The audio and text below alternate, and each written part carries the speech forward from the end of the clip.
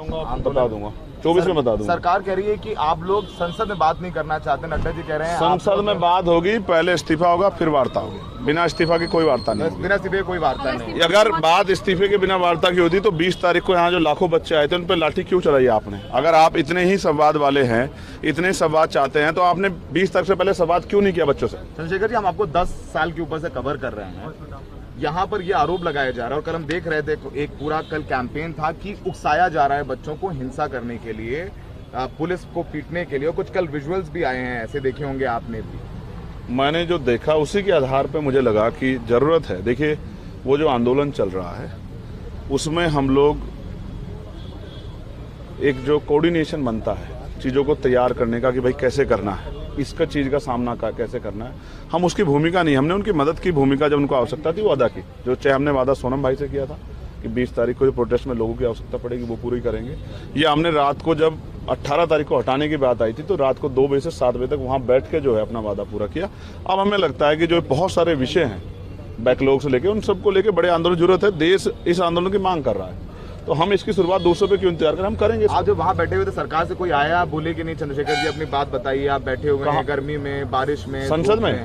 हाँ 2 मंत्री कल आए थे, तो मैंने उनसे भी एक ही बात कही कि वार्ता तब होगी जब धर्मेंद्र प्रधान इस्तीफा दे देंगे, उसके बाद वार्ता, उससे पहले कोई वार्ता। तो आप अपने संगठन के साथ कुछ और संगठनों को भी लेके आएंगे साथ में, जैसे पार्लियामेंट में कुछ आप लोग इंडिपेंडेंट लोग? हाँ वही मैंने बताया, आप देर से आए, मैंने यही बात बताई थी कि मैं अपना जो साथी हैं जो मुझसे जुड़े हुए हैं, जो मेरे साथ आके बैठे भी थे, उन सबसे मांग करूंगा कि वो चले मेरे साथ और हम लोग होम मिनिस्टर से बात करेंगे। जिन लोगों ने लाठियां चलाई है उन पर कार्रवाई क्यों नहीं हो रही है, और जो आज का प्रोटेस्ट है उस पर बच्चों के साथ लाठी ना चले, इसकी जिम्मेदारी सरकार ले। प्रोटेस्ट से कोई बात है तो आप वार्ता अगर खत्म क्यों नहीं कराते, उनकी मांग मान लो, क्या दिक्कत है? हमने कहा फास्ट ट्रैक कोर्ट बना देंगे, पेपर लीक पर तुरंत फैसले करेंगे। 12 साल में क्यों याद आया? इस आंदोलन की वजह से याद आया, जनता ने किया, नौजवानों ने किया, अभी बहुत कुछ याद आ जाएगा। मैं कहता हूँ ना, आपको किससे कोई एप्लीकेशन देनी है, किसी को कर दो, करो, कल पे क्यों छोड़ रहे हो? करो भाई साहब, लाओ ना रेजुलेशन, लाओ। प्रधान दिखे आपको पार्लियामेंट में? लाओ आप,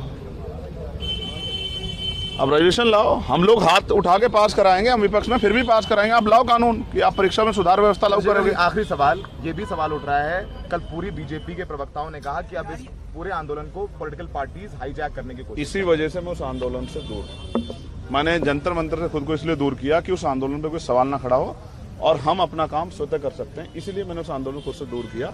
मैं पहला आदमी था जो वहां गया जिसने कहा था कि पार्टी का झंडा बाहर रख के आना, अपनी पार्टी को बाहर रख के आना, इस आंदोलन पर सवाल ना खड़े हो। लेकिन मैं फिर आपसे कह रहा हूं, मैं हिंसा का समर्थक नहीं हूं। इसकी जांच होनी चाहिए कि वो हिंसा किसने कराई, क्योंकि बहुत सारे ऐसे लोग थे, चाहे वो डंडा लेके खड़े हों पुलिस के साथ, वो पुलिस नहीं, या जो मुंह पे बांध के प्रोटेस्ट कर रहे थे वो प्रोटेस्टर नहीं। ये सब सरकार द्वारा प्रायोजित है, इसकी जांच हो जाए। अगर सरकार सही, उस दिन आपको भी चोट लगी थी, क्या फर्क पड़ता है? एक इन बच्चों के लिए, युवाओं के लिए मैं एक नहीं 1000 बार चोट खाने को तैयार हूँ। ये मेरे भाई